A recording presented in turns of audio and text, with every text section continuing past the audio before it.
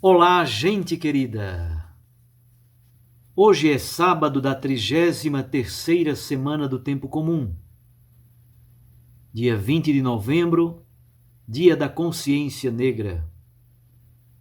Amanhã é domingo, 34º, a última semana do Tempo Comum. No outro domingo, começará o tempo do Advento, o tempo de preparação para o Natal do Senhor. O texto do Evangelho de hoje é de Lucas 20, de 27 a 40. Naquele tempo aproximaram-se de Jesus alguns saduceus que negam a ressurreição. E lhe perguntaram: Mestre, Moisés deixou-nos escrito: se alguém tiver um irmão casado e este morrer sem filhos, deve casar-se com a viúva a fim de garantir a descendência para o seu irmão. Ora, havia 7 irmãos. O primeiro casou e morreu sem deixar filhos. Também o segundo e o terceiro casaram com a viúva. E assim os 7. Todos morreram sem deixar filhos. Por fim morreu também a mulher. Na ressurreição, ela será esposa de quem? Todos os 7 estiveram casados com ela.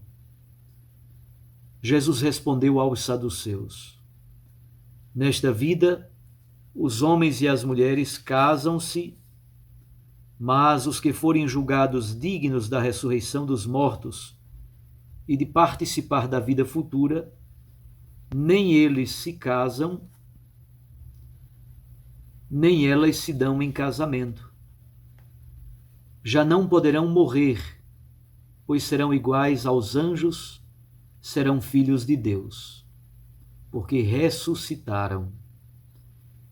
Que os mortos ressuscitam, Moisés também o indicou na passagem da sarça ardente, quando chama o Senhor, o Deus de Abraão, o Deus de Isaaque e o Deus de Jacó.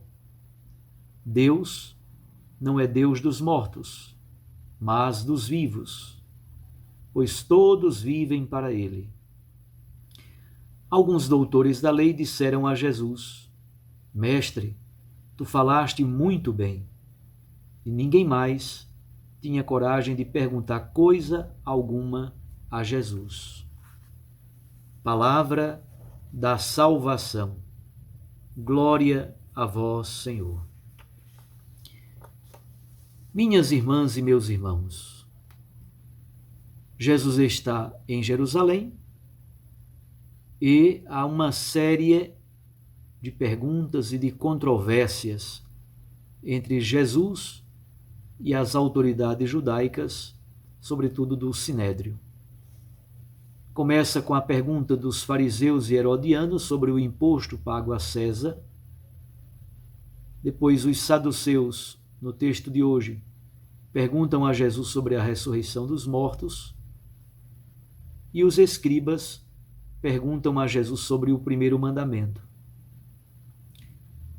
Depois há uma reflexão de Jesus sobre o Cristo ser filho de Davi, envolvendo exatamente a identidade do Messias, a origem do Messias. É um diálogo com os escribas. Depois os escribas são julgados por Jesus. E finalmente há o texto do chamado óbolo da viúva, as moedas que a viúva coloca no gasofilácio do Templo de Jerusalém. Assim se conclui a participação de Jesus em Jerusalém no enfrentamento das autoridades judaicas. No texto de hoje está em jogo 2 questões fundamentais do Antigo Testamento. A primeira é a chamada lei do cunhado ou lei do levirato. Isso está lá em Deuteronômio, capítulo 25, versículo 5. Deuteronômio, capítulo 25, versículo 5. E Jesus argumenta com o texto da sarça ardente, Êxodo 3, versículo 6. Êxodo 3, versículo 6. A pergunta que os saduceus colocam a Jesus é tipicamente fictícia. É uma casca de banana. Eles, na verdade, só querem pegar Jesus numa virada.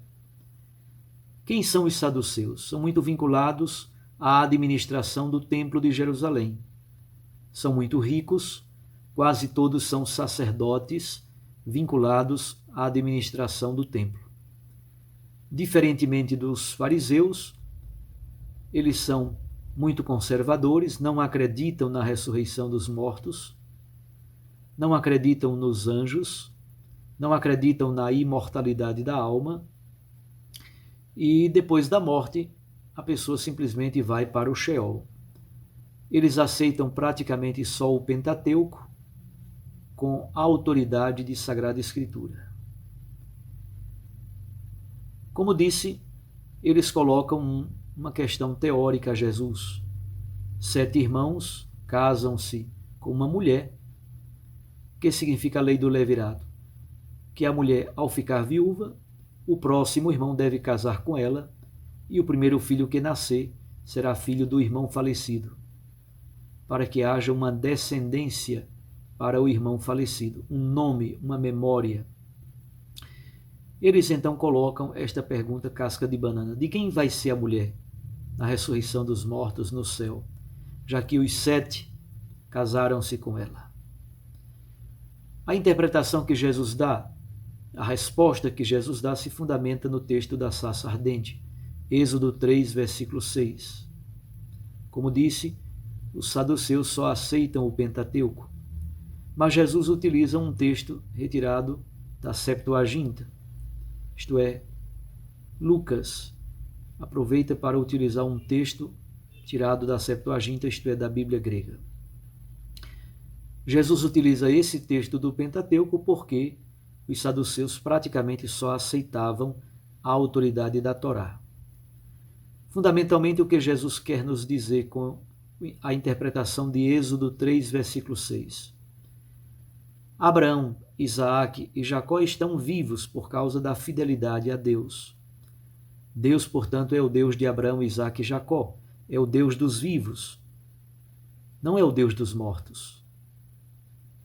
Essa experiência da comunhão, essa experiência da fidelidade de Deus, do poder de Deus, revela-se exatamente na ressurreição dos mortos.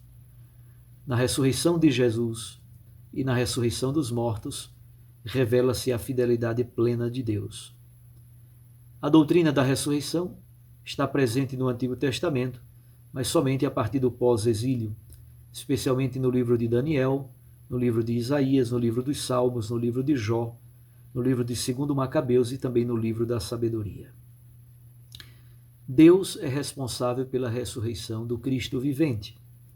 Numa palavra, o Deus de Jesus é o Deus dos vivos, porque os patriarcas são amigos de Deus. Deus não pode demonstrar o seu poder, a sua fidelidade na vida dos mortos. Deus revela todo o seu poder e toda a sua autoridade nos vivos ressuscitados. Assim se cumpre plenamente a promessa do Deus vivo. O texto também nos apresenta esse relato, de certo modo, com a coisificação da mulher. É bom recordar que sempre que a cultura de Israel é uma cultura eminentemente patriarcal. Fundamentalmente, nós temos no texto de hoje a pergunta do saduceu. Na resposta de Jesus, ele retoma a lei do levirato, a lei do cunhado, Deuteronômio 25, versículo 5. E, finalmente, a resposta fundamental é dada com o texto da sarça ardente, para dizer que o nosso Deus é Deus dos vivos e não dos mortos, e por isso os saduceus erram muito. Minhas irmãs, meus irmãos, o nosso Deus é Deus da ressurreição. O seu Filho Jesus Cristo está ressuscitado no meio de nós e conduz a sua igreja. Fique com Deus e com sua Mãe Maria Santíssima. Eu os abençoo em nome do Pai e do Filho e do Espírito Santo. Amém. Até amanhã, se Deus assim nos permitir.